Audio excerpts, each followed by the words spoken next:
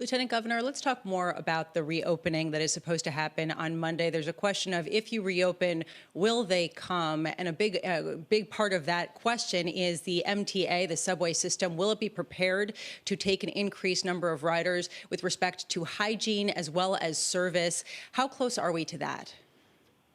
Yes, and you're absolutely right that we knew that we could not reopen society, reopen the economy without the ability to get people safely to their jobs.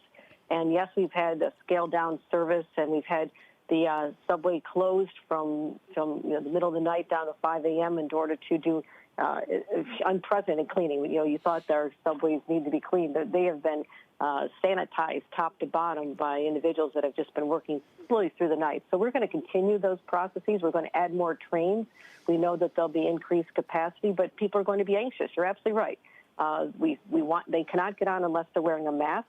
We hope that people will be using hand sanitizers and, to the extent possible, social distancing. But if you have the mask on you, we now know that that'll protect you. Again, there's more information out there than we didn't even have 3 months ago. 3 months ago, we did not know that mask was the primary way that you can stop the spread. People said it's all on surfaces. Well, we're learning a lot, and we're cleaning the surfaces, requiring masks, and we will get people to their jobs in New York because when we start opening, it's going to be in a phased approach where it's manufacturing, construction, some very limited retail at first, so people start getting acclimated to the new system. Then phase 2, which most of upstate New York is in right now. I'm in Western New York, and we just started phase 2 this week. That's all retail shopping. It's office spaces. I think you're going to see a lot more of that. But truthfully, we've talked about this on the show before. There's going to be a different mindset when people have the ability to continue working from home, at least perhaps for a couple more months. So I think it's going to be a more gradual opening, that people won't all of a sudden descend on the subway system and overload it. But if that becomes the case, we're prepared. Lieutenant Governor, I just wanted to wrap up the conversation by talking about lessons learned with you.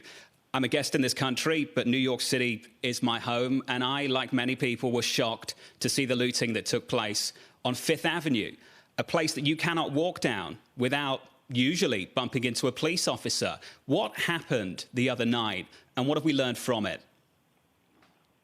Well, the governor addressed this, and he said that, reminding everyone that New York City does have the finest police force in the nation. They are well trained. There's 38,000 of them.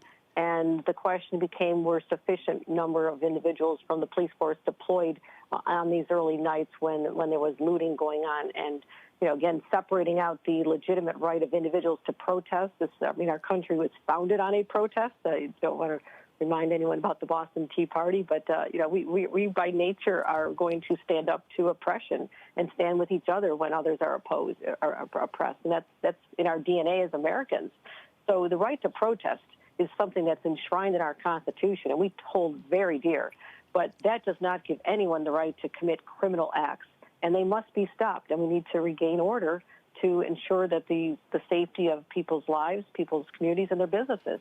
So we've now regained that control. It's important, but it sends a message to the rest of the world that we also support legitimate protest. People have the right to bring their grievances to their government, to society, and we in government have a responsibility to address them.